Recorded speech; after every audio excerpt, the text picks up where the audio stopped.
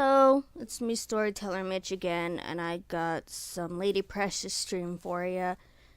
Again, you're not seeing me right now because I look like crap and I don't want to get dressed. We're at Act 4 now. Early the next morning, we once more have the honor of waiting upon His Excellency the Prime Minister Wang at his house. It happens to be his 60th birthday, on occasion worthy of celebration indeed. His Excellency gives a magnificent banquet to which nearly everybody of importance is invited. He also gives a special family party in his garden, with which we are very pleased to renew our acquaintance. Perhaps it is because we hate the sight of hundreds of intoxicated people drinking toasts and paying compliments to each other in loud tones that sound like quarreling, that we slip out of the big banquet hall unobserved and steal into the garden seeking for tranquility in spite of our not being members of the family. The peaceful gardens we find after 18 years absent is not altered in any way by huge rocks still remaining in the center, as no successor to Se Ping Kui has been able to remove it back to its original place at the side. Yet it is well to have it where it is today, for a feast is to be served, and it can still be used as a table. Had not the rock been in the center, there would have been no table for the feast, and we cannot expect the former mover, now His Majesty the King of the Western regions, to condescend to move it at our bidding. With 2 attendants preceding him, His Excellency the Prime Minister Wang comes into the garden. He is still the same old obstinate man, quite unchanged after these long years except for the color of his beard, now assuming a silver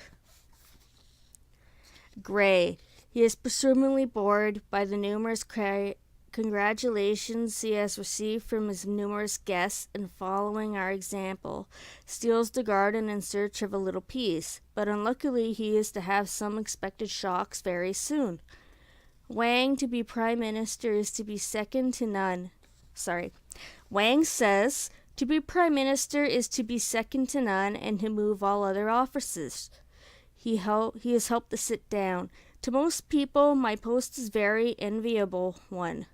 Yet, as one who has had more than enough, I regard it as scarcely worth all the trouble it gives. If you are unpopular, you receive all the bricks, and if you are popular, you receive endless congratulations, which is even worse. A famous statesman is like a famous actor. Everybody wants to pat him on the back, and you must have at least a dozen secretaries to pick out the letters of your real friends from the thousands of others from people you don't know. The worst of all is your birthday. Once a year you must let thousands of people congratulate you on a matter which was no doing of yours. If there is another congratulatory ceremony, I shall go mad. A servant appears. Servant, kneeling before him, says, I beg to report to your Excellency that the right honorable gentlemen of the cabinet present their compliments to you and come to congratulate you on your 60th birthday. Wang, furious, says, Oh, to the pit of hell with them. The servant says, Yes, your Excellency.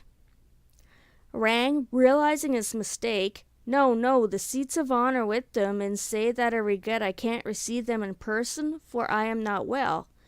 Not at all well.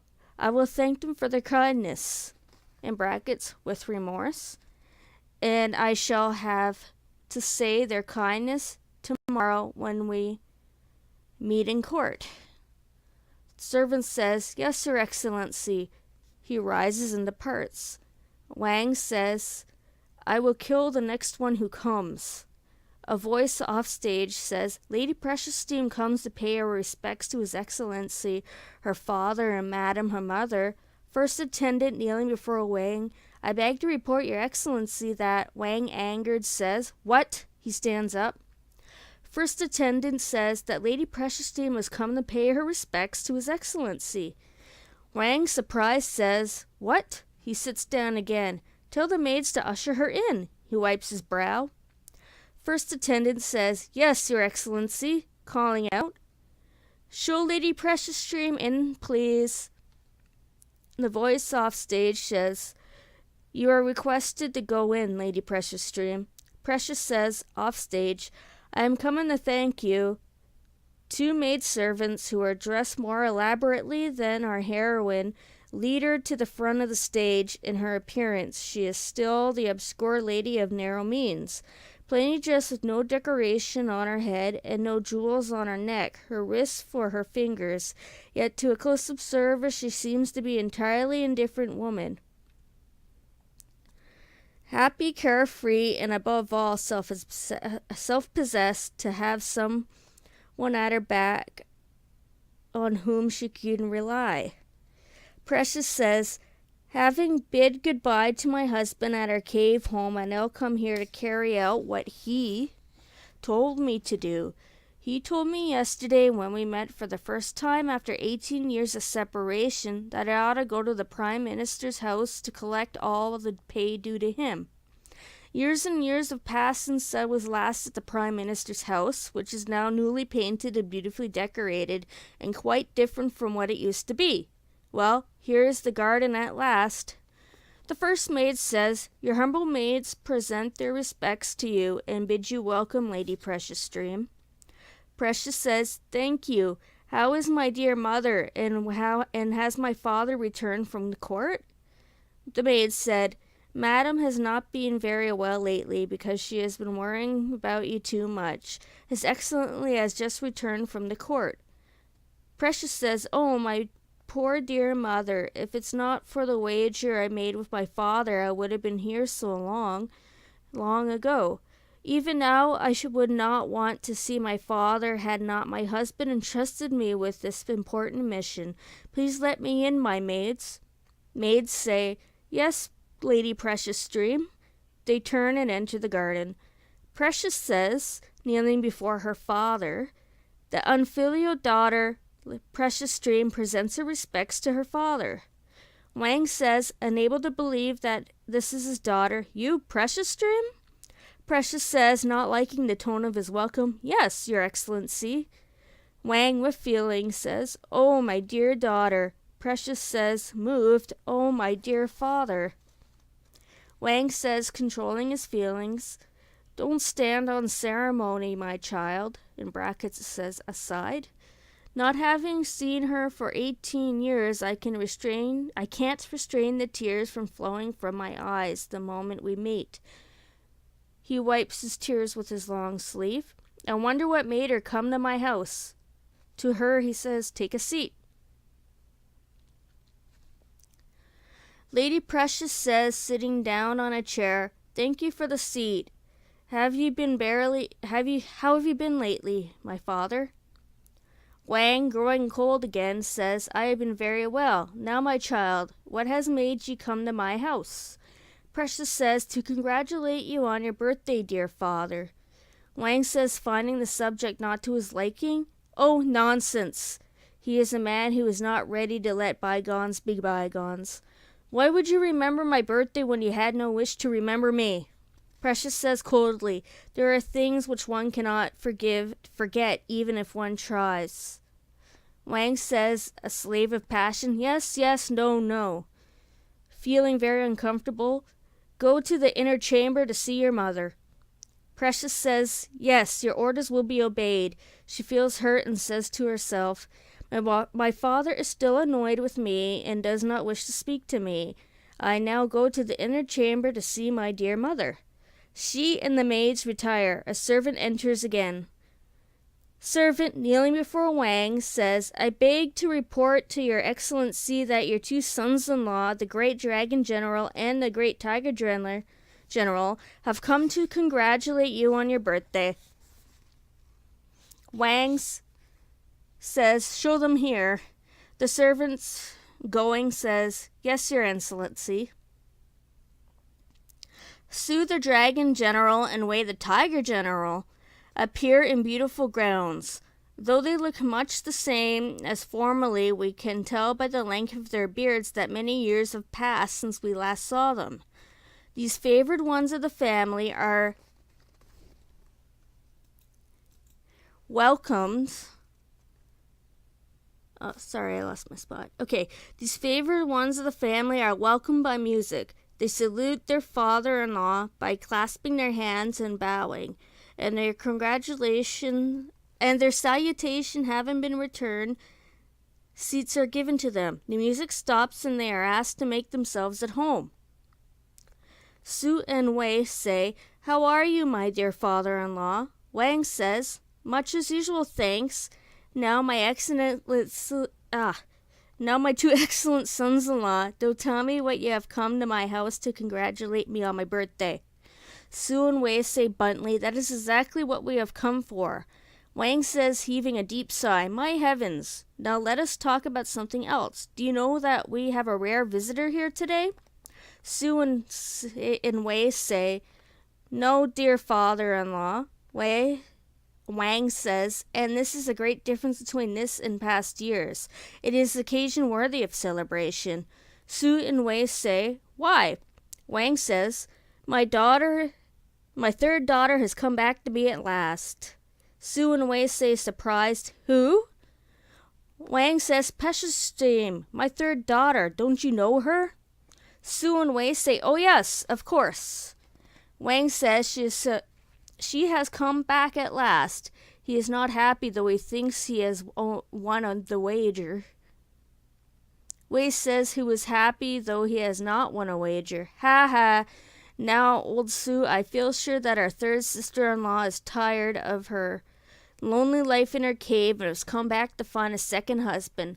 We live and learn. Su having another conception. We live, it is true, but learn nothing. After so many years, can't you see now that she is very determined and plucky and would rather die than give in? She said that she would never come back to her father's house unless she was rich and successful.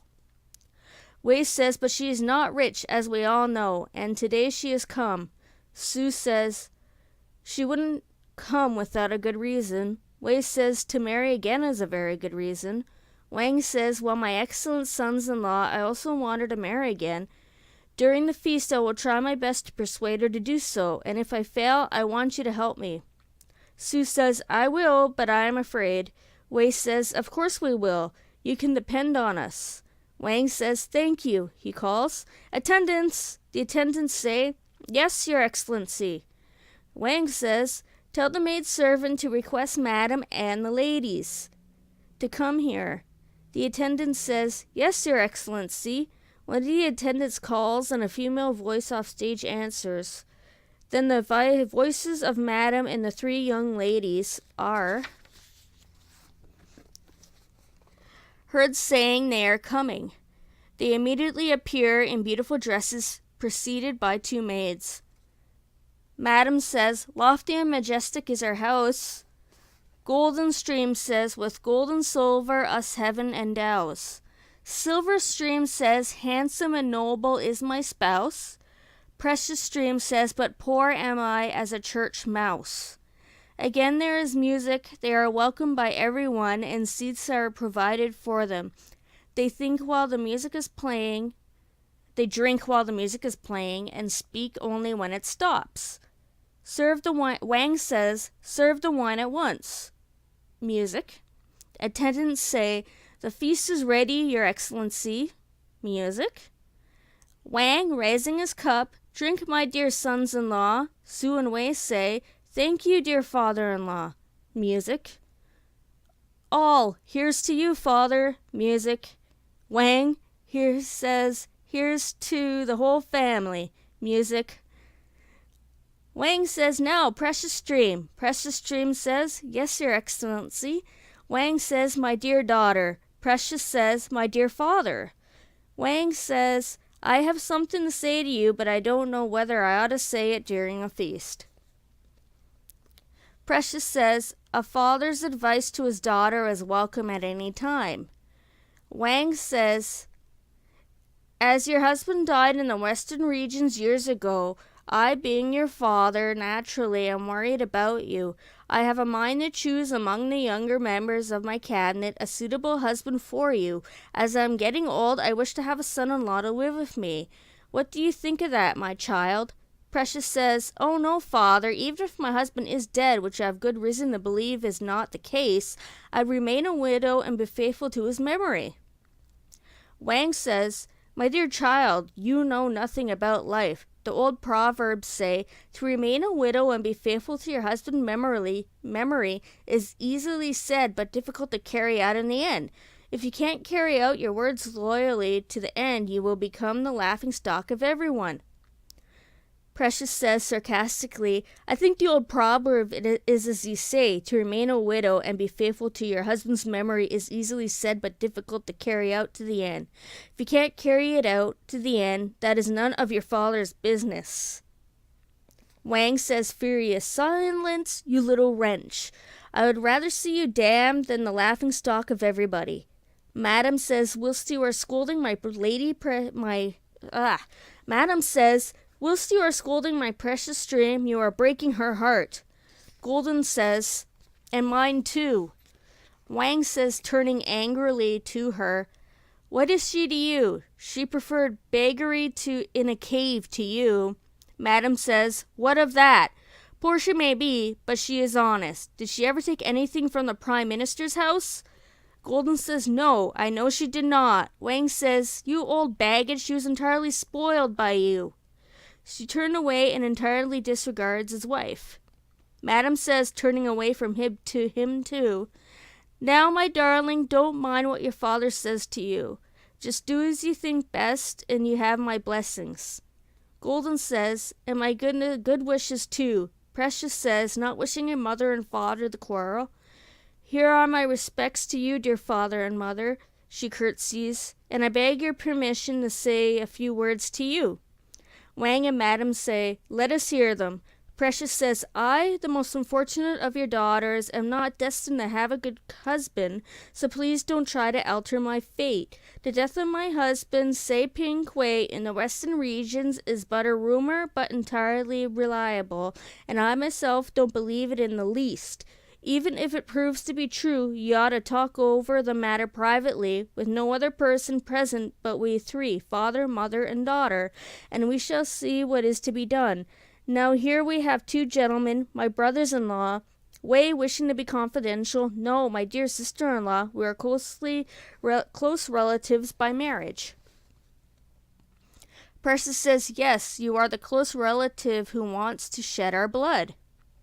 Wang says, "Don't say that. I am sure he showed a great deal of concern at your husband's death and has been trying to help you." To Wei and Su, "Now, my excellent sons-in-law, will you try and say something to her for me?" Su, rising, says, "Yes, dear father-in-law. Allow me to try first, Wei." Golden says, "Use only kind words, dear." Wei says, "Try your best, old Su." Su, of course, he goes to Precious Stream and salutes her.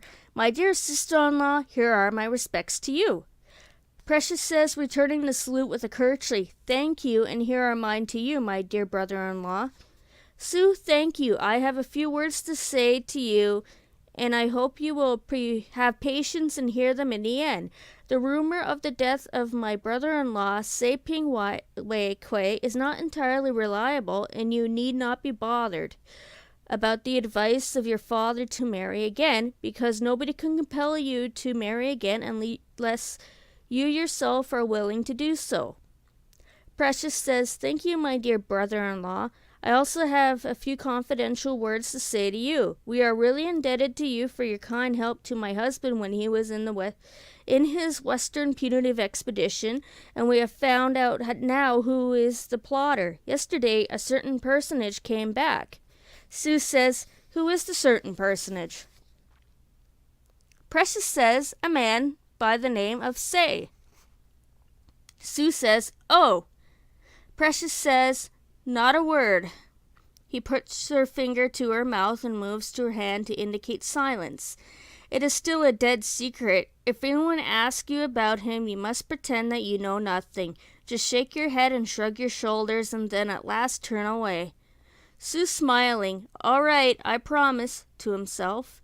Precious Stream is indeed a remarkable woman. Going the way. "Now, Wei, I am not able to do anything, but I hope you will have better luck." Wei rising. Old Su, you are indeed a good-for-nothing old fool. How can a man, and a giant too, not be able to persuade a mere woman? Let me go to her, and before I have said half a dozen words, she is sure to consent to marry again. Su says, very well. He resumes the seat. Golden says, let us see what you can do. Wei says to himself, let me try my best to be amiable and give her one of my charming smiles. He smiles charmingly and addresses Precious Stream. My dear sister-in-law, your father's suggestion that you should marry again is a very considerate one. I would like you to think it over carefully for your own sake. Receiving no response, he speaks louder. For your own sake, my dear sister-in-law. Precious says, looking at the other side, who is the man saying to and fro before me? Wei, astonished, says, why? Don't you recognize my musical voice and know that I am your brother-in-law, Wei? Precious says, have you the audacity to tell me that you are Wei, the Tiger General? Wei says, yes, your brother-in-law Wei, the famous Tiger General. Precious says, what is your business here? Wei says, Eh? Precious says, have you the insolence to try to persuade me to marry again? Wei awkwardly says, Yes, widowhood is unbearable. Precious says, what you are saying is, Wei continuing her sentence, quite right? Precious says, infernal nonsense. How dare you speak of such things to me? The day when you are under my thumb, you shall pay for this. Wei says, what are you saying is infernal and nonsense too. How can I ever be under your thumb? Even if I were, I would not care a fig for you. Nonsense and stuff. Stuff and nonsense. Precious says, all right, we shall see about it. Wei goes to a seat angrily, and Silverstream walks mincely over to her sister. Silver says, excuse me for a minute, please. Wei says, where are you going with your mincing gait? Silver says, to try and persuade my sister to remarry. Wei says, you had better not. I have come back without any success. Silver says, but I am different. I am her sister. I will succeed. Wei, if she consents to remarry, don't let her marry anyone else. Silver says, whom do you propose she should marry? Wei says, you, I, and she would make a merry company. Silver says, what are you saying is? Wei says, quite right. Silver says, infernal nonsense. Wei subsides to his seat, and she addresses her sister. My dear sister, here are my respects to you. I hope you will listen to your older sister and to reason. Everybody says that Sei Ping Hui is dead, so why don't you believe in and marry one who will make your life happy at last? Do follow the advice of your elders, and you will be happy. Precious says to her sister, you think you are wise, pretty, rich, and happy, do you? Will you come with me to have a look at your wretched husband? He is the picture of a scoundrel. Look at his nose, it resembles a bulb. Look at his eyes, they bulge like a pair of teacups. The ruler of hell is no uglier than he, and what an enormous paunch he has. It swells out like a turtle. Anyone who has married such an oddity is not qualified to give me advice on marriage. My husband is at least better than that, even if I don't regard him as perfect. Silver says, quarreling with her sister, pooh, what to you seems to be the ugliness is, to me, real beauty. I think my husband is the most handsome man who ever lived, and pray what you say about your beggar husband, Sei Ping Hui, who can hardly ever get a farthing by begging on the street, calling out for pity and help all day long. If it was not for our father and mother's sake, I would send you head over heels with a kick. She resumes her seat in rage. Precious says, to be a cheat and a swindler is worse than to be an honest beggar. Wei, your husband has been cheating me and swindling me all these 18 years out of my husband's pay. Silver says, what do you mean? Wei says, how dare you say that I have been cheating and swindling? Silver says, how dare you? Precious says, you should give me my husband's pay. Wei said, dead men receive no pay. If he is alive and I'm quite ready to pay you what may be due to him. Precious says, if my husband pays Hsiung Ping Kuei is alive, you will pay. Wei, who is sure that Sei is dead, not only pay him what is due, but double the amount. Precious says, you won't back on your word? Wei says, never. Silver says, my husband will never go back on his word. Precious says to all, I want you, dear father and mother, and you, my sisters and my other brother-in-law, to be the witnesses. If my husband Sei Ping Kuei is alive, he, Wei the Tiger General, will pay double the amount due to him. Wei says yes, if he is alive. Precious says, getting up and going away, excuse me a few minutes to herself. I must leave the Prime Minister's house and bring my husband here from the cave. She departs. Wang says, feeling uncomfortable, Precious Dream seems to be very self-possessed today. It may be true that her husband Sei Ping Kuei is still alive. Sue says, yes, I think he is.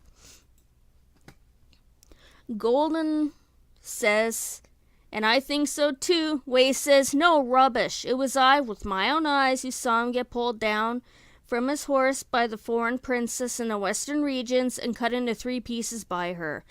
And in a fury I stamped my right foot 3 times on the remains thus. He stamps 3 times. Silver says, well done, dear. Sue, why did you do that? Golden says, yes, why did you do that?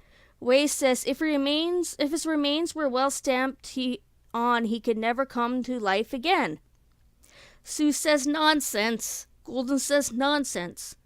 Wang says, it would be a good thing to have him dead. Madam says, no, it would be better to have him alive. Wei and Silver say, better to have him dead. Sue and Golden say, no, better to have him alive. Voices off stage say, we are coming. Precious Dream returns triumphantly with her husband, Sei Ping Kuei, who is still dressed as a junior officer. They come to the front of the stage. Precious says, pulling her husband forward a few steps, my dear husband, in going to His Excellency the Prime Minister's house to pay a formal visit, you must wear... Hold on, I gotta turn the page here. Your hat straight. She puts his hat straight. And you must adjust your jacket. She adjusts his jacket. Look at the dust on your clothes. She dusts his clothes with her sleeve. And the dirt on your face. She taps his face slightly whilst he moves it away. You don't look at all fit a person to pay such a formal visit. Sei says, behave yourself. Precious says, no, the proverb says, the official depends on his seal, the tiger on the mountain lair, and the wife on her good husband. I had no one to depend on for 18 years. I dare not even say a word to anyone. Now that you've come back, I have someone to depend on, and I must make up a little for lost time. Sei says, oh, you are a nuisance. Precious says, every woman who has a husband must be a nuisance. Heaven made me a nuisance, so I can't help being one. Sei says, let us go to see your father and mother and end your joking. They turn and enter the garden. Wei dreamily says, better to have him dead. Sei says, ah, there is my enemy. He stands still, looking furious. Precious says gaily, now, my dear husband, why don't you take a seat? Sei says, in such majestic surroundings as those of the house of His Excellency the Prime Minister, how can we two presume to sit down? Precious says, when everyone else is allowed to sit down, I think we also should have our seats. You step aside and let me bring a chair for you. She goes in a dignified manner to bring a chair. Sei says, I am afraid that if we do sit down, we will make trouble.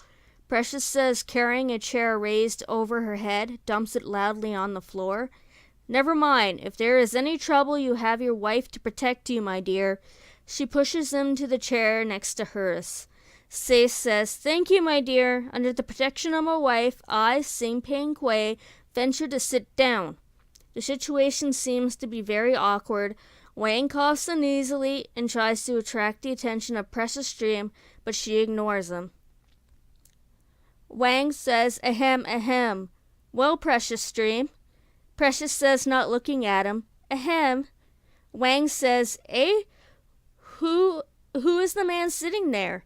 Precious says, "So you have seen him at last. He's no other than the victim who refused to die in the western regions and has now come back to settle his account with his enemy." Wang, feeling more uncomfortable, addressing Sue, "Will you kindly go and see who he is?" Sue says, "Certainly." Wang says, "Thank you." Wei says, "Where are you going, old Sue?" Sue says, "To see whether it is really Hsiung Ping Wei who has come back."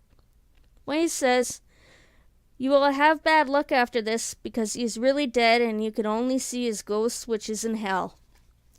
Silver says, "Don't you come to our house after going to hell, please."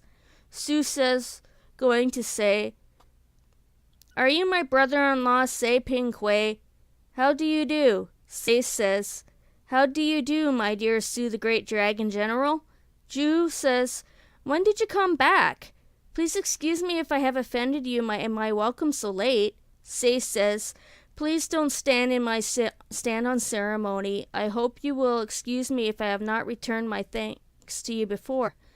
I am indebted to you for having saved my life in the western regions." Sue says, "Don't mention that. Have you some special business here?" Sei says, "Yes, I want to settle an old account with somebody here."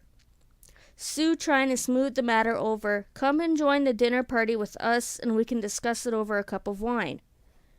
Sei says, "No thanks, I will not sit at the same table with my enemy. Don't trouble about me, please." Sue says, "Then I will see you later." He goes back to his seat. "I beg you to report to your excellency that it is really my brother-in-law who has come back." Golden says, "I knew he would come back." Wei says, interrupting her, "Nonsense. I'm sure you will die very soon because you must have been to hell and have seen his ghost. He is dead, and he is only his ghost which you have seen." Silver says, "Ah, you have seen a ghost." Sue says, not wishing to argue with him, "Go and look for yourself."